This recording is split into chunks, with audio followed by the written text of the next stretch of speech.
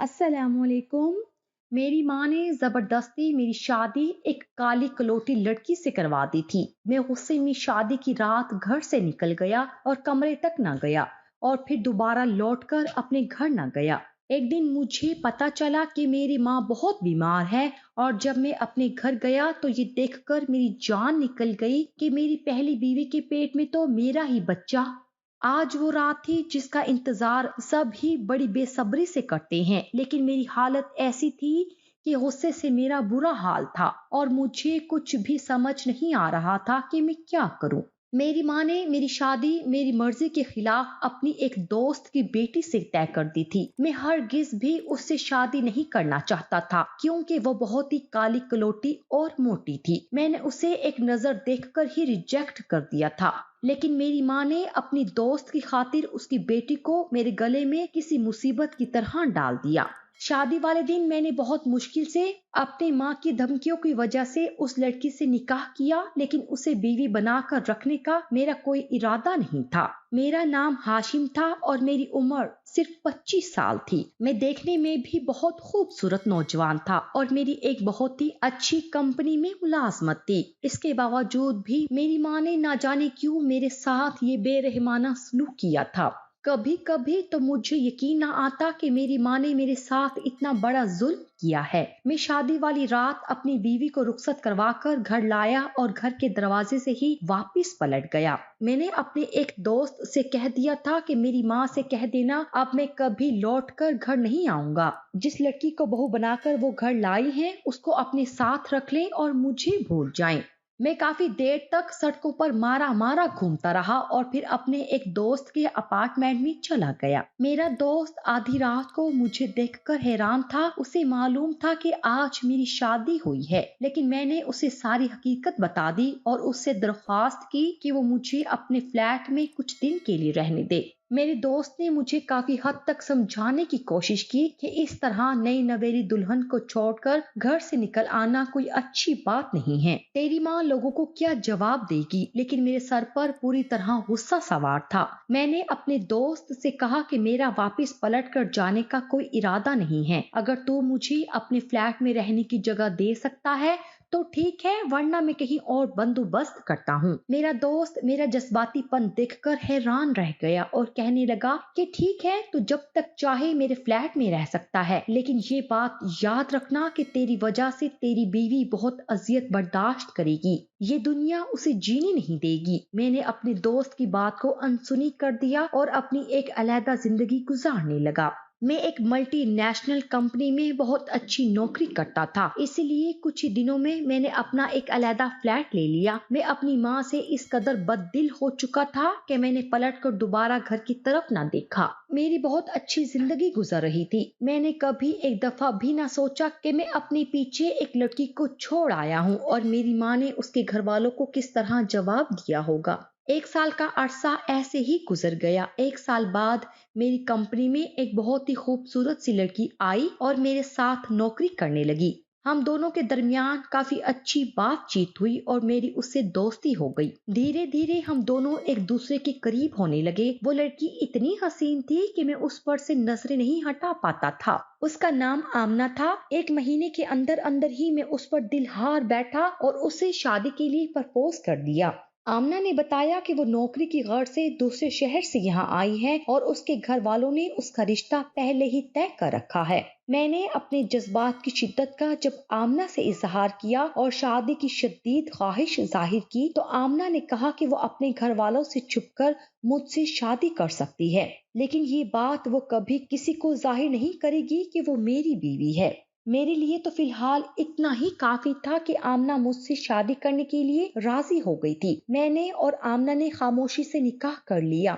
आने वाले 2 महीने मेरी जिंदगी के खुशगवार दिन थे। आमना ने मुझ पर इस कदर मोहब्बत निछावर की कि मैं पूरी तरह उसका दीवाना बन गया। आमना ने भी मुझसे मोहब्बत करने और मेरा ख्याल रखने में कोई कसर न छोड़ी थी।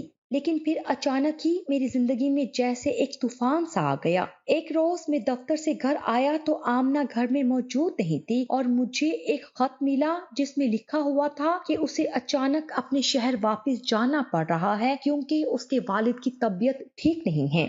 آمنہ مجھے بنا بتائے اس طرح چلی گئی تھی کہ میرے پاس اس کا کوئی اتا پتہ بھی موجود نہ تھا اور اس کا موبائل فون بھی بند تھا۔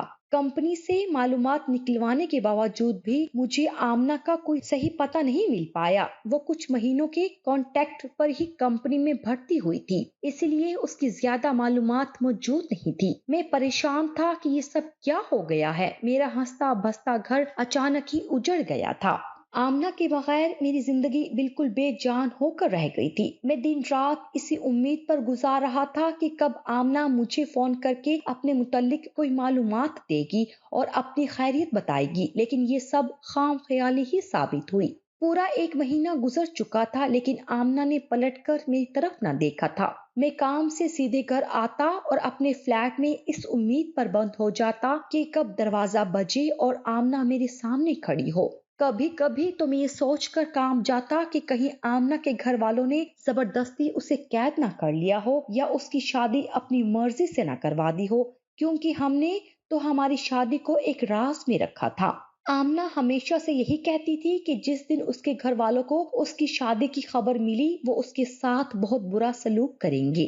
دن بہت تیزی سے گزر رہے تھے۔ آمنہ کی اب تک مجھے کوئی خبر نہ ملی تھی۔ آمنہ کو گئے 3 مہینے گزر گئے تھے اور ان 3 مہینوں میں ایک ایک پل مجھ پر قیامت کی طرح گزرا تھا۔ میں جو آمنہ کے بغیر ایک پل بھی نہیں گزار سکتا تھا، اس کے بغیر پچھلے 4 ماہ سے زندہ تھا۔ نہ جانے کس کی بددعا میری زندگی کو کھا گئی تھی۔ یہ خیال آتے ہی مجھے میری ماں کا خیال چلا آیا، جسے میں نے پچھلے 2 سال سے پلٹ کر نہ دیکھا تھا۔ میری ماں نے میری غیر موجودگی میں کس طرح معاملات کو سنبھالا تھا، میں اس بات سے پوری طرح انجان تھا۔ اور جب حالات نے مجھے بالکل ایسے ہی ایک دور پر لا کھڑا کیا تھا تو مجھے اپنی ماں کا خیال آیا تھا۔ میں نے اپنے ایک دوست سے کہا کہ وہ میرے گھر جائے اور میری ماں کے بارے میں کچھ خبر لے آئے۔ میرا دوست جب میرے گھر جا کر واپس آیا تو جو خبر اس نے مجھے سنائی اسے سن کر میں سکتے میں آ گیا۔ میرے دوست نے بتایا کہ میری ماں کی طبیعت کچھ ٹھیک نہیں ہے، میری غیر موجودگی میں وہ دل کی مریضہ بن گئی ہے۔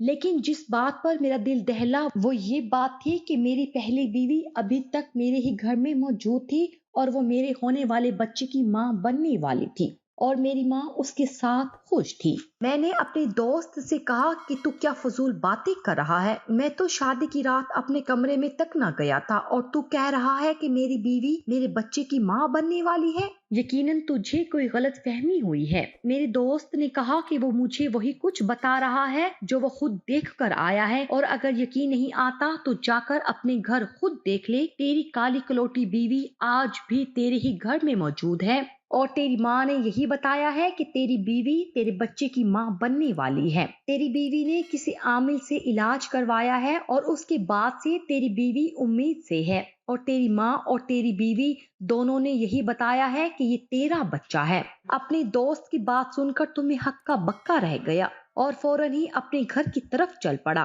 بہت عرصے بعد میں اپنے گھر کے دروازے پر پہنچا تھا اور میرے قدم کانپ رہے تھے۔ نہ جانے اندر کون سی بری خبر میری منتظر تھی۔ میری بیوی اب تک میرے گھر میں ہی موجود تھی اور نہ جانے کس عامل کے ساتھ اپنا منہ کالا کر بیٹھی تھی، اور اب اپنی اولاد کو میری اولاد کا نام دینا چاہتی تھی۔ میں کیسے کسی کی ناجائز اولاد کو اپنا نام دے دیتا؟ میں اندر داخل ہوا تو میری ماں بیمار چارپائی پر پڑی تھی۔ مجھے دیکھتے ہی ان کے اندر جیسے جان آ گئی اور وہ اٹھ بیٹھی۔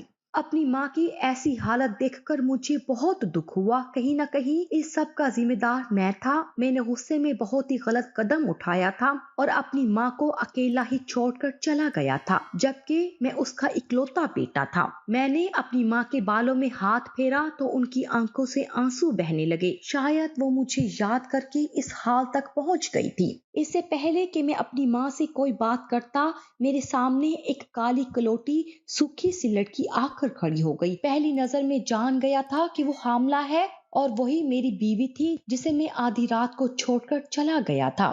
بس وہ دبلی ہو چکی تھی، شاید حالات نے اسے کمزور کر دیا تھا۔ اس کے ہاتھ میں میری ماں کی دوائی تھی، وہ میری ماں کی خدمت گزاری میں مصروف تھی उसे देखते ही मुझे फिर से गुस्सा आ गया था और मैंने अपनी माँ से कहा कि ये औरत अभी तक इस घर में क्या कर रही है, जबकि मैं उसे कब का छोड़कर जा चुका हूँ। मेरी माँ कहने लगी कि तू उसे छोड़कर गया था, आजाद करके नहीं गया था, इसीलिए वो तेरे नाम से अब तक बंधी हुई है और अब वो तेरे बच्चे की माँ बनने वाली है, तो मैं कैसे उसे यहाँ से निकाल सकती हूँ। ये सुनकर मैंने अपनी माँ से कहा कि आप तो एक अक्लमंद औरत है, आप अच्छी से जानती हैं कि मेरा उससे कोई ताल्लुक नहीं, फिर ये औरत मेरे बच्चे की माँ कैसे बन सकती है। मेरी माँ कहने लगी कि तेरे जाने के बाद मैं बहुत ज्यादा बीमार रहने लगी थी और मेरी तबीयत बहुत खराब हो गई थी। लोगों की बातों ने मुझे कहीं का ना छोड़ा था। तेरी बीवी की माँ भी सदमे से बेहाल थी और ऐसे में मैंने उसे अपने घर में रख लिया और इसने मेरी बहुत खिदमत की, लेकिन जब मेरी तबीयत ना संभली तो हमने एक आमिल बाबा से इलाज कराना शुरू किया और उन्होंने बताया कि उनके इलाज से ना सिर्फ मैं ठीक हो सकती हूँ बल्कि मेरे घर में खुशियाँ भी आ सकती हैं।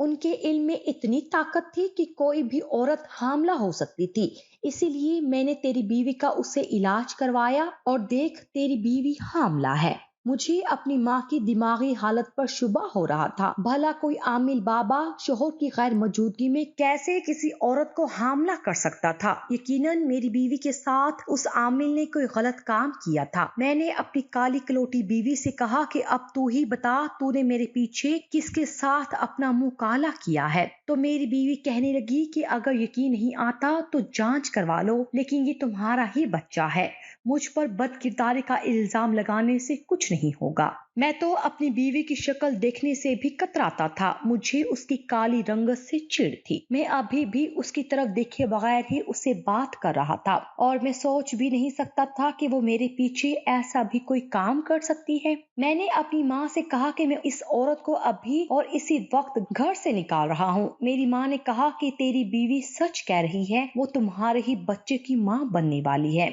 मैं इस बात की गवाह हूँ कि तुम्हारी बीवी ने किसी के साथ कोई गलत ताल्लुक कायम नहीं किया। मैं जो पहले ही आमना की गुमशुदगी पर बहुत परेशान था, इस नई मुसीबत ने तो मेरी जिंदगी और अजीरन कर दी थी। मैंने कहा अगर ऐसी बात है तो हम जांच करवा लेते हैं और मैं अपनी बीवी को लेकर अस्पताल चला आया और हमने DNA टेस्ट करवाया, जिसकी रिपोर्ट आने पर तो पूरी तरह मेरे कदमों तले जमीन निकल गई। मेरी बीवी वाकई सच कह रही थी, वो तो मेरा ही बच्चा था जो उसके पेट में पल रहा था। मैं भोजल कदमों से घर लौटकर आया था। मैंने तो कभी किसी औरत की तरफ नजर उठाकर भी ना देखा था, फिर कोई ताल्लुक कायम करना तो बहुत दूर की बात थी। लेकिन डॉक्टर की रिपोर्ट कैसे झूठी हो सकती थी। मैं परेशान सा अपनी माँ के कदमों में बैठ गया और रोने लगा। मेरी समझ से सब कुछ बहुत बाहर था। मेरी माँ मुझसे कहने लगी कि खुदा ने तुम्हें औलाद से नवाजा है, तुम क्यों रो रहे हो। देखो तुम्हारी बीवी तुम्हारे बच्चे की माँ बनने वाली है और अब तुम इसे छोड़कर कहीं नहीं जाना। मैंने अपनी माँ को अपनी दूसरी शादी के बारे में बताने का सोचा, लेकिन जब आमना ही मौजूद नहीं थी और ना ही मुझे आमना की कोई खबर थी, तो मैं किस मुंह से अपनी माँ को अपनी दूसरी शादी के बारे में बताता।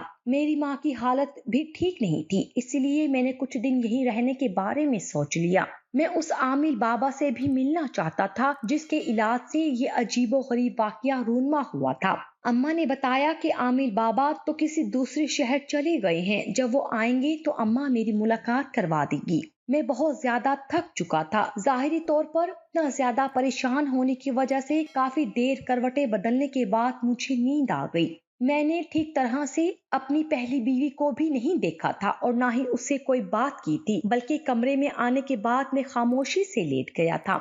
आधी रात को मैंने नींद में करवट बदली तो खुद ब खुद ही अपनी पहली बीवी के करीब हो गया। आमना की जुदाई ने मेरे अंदर अजीब सी बेचैनी भर दी थी और इसी वजह से मैं अपनी पहली बीवी के करीब होने लगा। लेकिन ये देखकर मेरी जान निकल गई कि मेरे बिस्तर पर तो आमना मौजूद थी। शायद आमना की मोहब्बत में मुझे अपनी पहली बीवी भी आमना ही दिखाई दे रही थी। बहुत गौर करने के बाद मुझे एहसास हुआ कि मैं आमना के साथ ही हूँ और ये कोई धोखा नहीं है। मैं हड़बड़ाकर उठ बैठा और आमना को छू कर देखने लगा तो वो मुस्कुरा दी। मैंने कई दफा अपनी आंखें मसल कर देखी, लेकिन वाकई मेरे सामने आमना मौजूद थी। میں بے ساختہ آمنہ کے گلے لگ گیا اور اس سے پوچھنے لگا کہ وہ مجھے چھوڑ کر کہاں چلی گئی تھی اور یہاں کیسے آئی۔ آمنہ مسکرا کر کہنے لگی، ذرا غور کریں تو سب کچھ خود ہی جان جائیں گے۔ میں جب اس کی بات نہ سمجھ پایا تو اس نے میرا ہاتھ اپنے پیٹ پر پھیرا تو میں حیران رہ گیا کہ وہ حاملہ تھی۔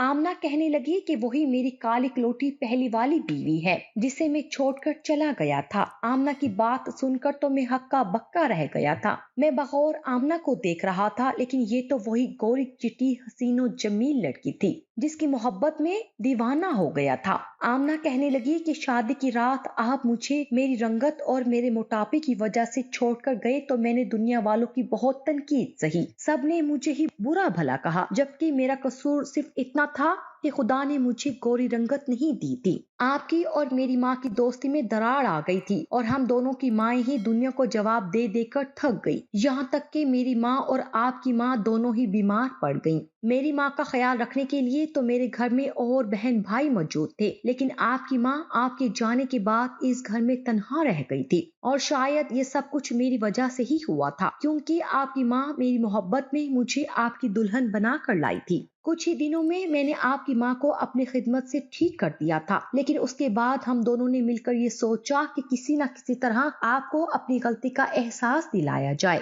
اور آپ کو اس بات کا احساس ہو کہ جب کوئی اپنا دور چلا جاتا ہے تو کیسا محسوس ہوتا ہے۔ میں نے اپنا علاج کروایا اور گورا کرنے والے ٹیکے کو استعمال کیا اور بہت سی دوائیں استعمال کرتے ہوئے خود کو دبلا بھی کر لیا۔ میں ایک پڑھی لکھی اور قابل لڑکی تھی، اسی لیے آپ کی کمپنی میں مجھے اپنے ایک استاد کے توسط سے وقتی طور پر ملازمت مل گئی۔ میں نے جان بوجھ کر وہاں اپنے کاغذات جمع نہیں کروائے تھے، کیونکہ میں نے اپنے استاد کو ساری بات بتا دی تھی، اور آپ کی کمپنی میں جو مینیجر تھا وہ میرے استاد کا ہی طالب علم تھا، اس لیے اس نے ہماری مدد کی۔ سال بھر کے عرصے میں نے خود کو پوری طرح بدل لیا اور جس طرح مجھے اندازہ تھا اسی طرح آپ کو اپنی محبت کی جال میں پھنسا لیا۔ لیکن پھر مجھے پتا چلا کہ آپ کی اماں کی طبیعت ٹھیک نہیں ہے اور ہماری شادی کو 2-3 مہینے ہو گئے تھے۔ مجھے اپنے امید سے ہونے کی بات بھی معلوم ہو گئی تھی، اسی لیے میں آپ کو بنا بتائے اس گھر سے نکل کر واپس یہاں آ گئی۔ میں جانتی تھی کہ آپ آمنہ کو کھو دینے کے دکھ میں بہت ہی زیادہ غمگین ہوں گے،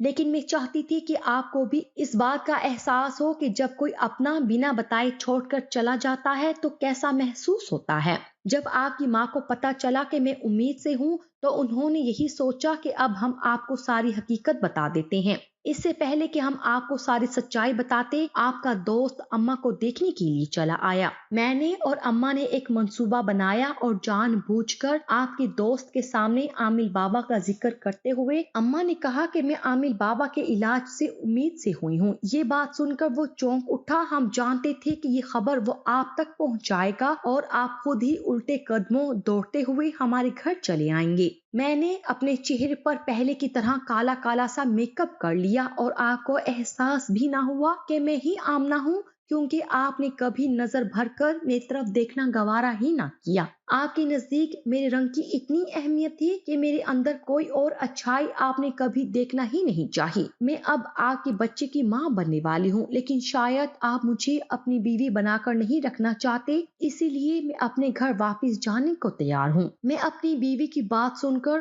حیران رہ گیا تھا کہ میں کتنا بڑا دھوکہ کھا چکا تھا۔ وہی آمنہ تھی اور وہی میری پہلی بیوی تھی، وہی میرے بچے کی ماں بننے والی تھی۔ میں اچانک اس کے ہاتھ پکڑ کر رونے لگا تھا۔ مجھے کیا خبر تھی کہ میں جس کی محبت کے لیے تڑپ رہا تھا وہی میری پہلی اور آخری منزل تھی۔ میری بیوی اپنے حصے کی تکلیف اٹھا چکی تھی اور میں نے اپنے حصے کی اذیت کاٹ لی تھی، اس لیے میں نے اس سے معافی مانگ لی۔ وہ واقعی بہت اچھی اخلاق والی اور اعلیٰ ظرف عورت تھی جس نے مجھے معاف کر دیا تھا۔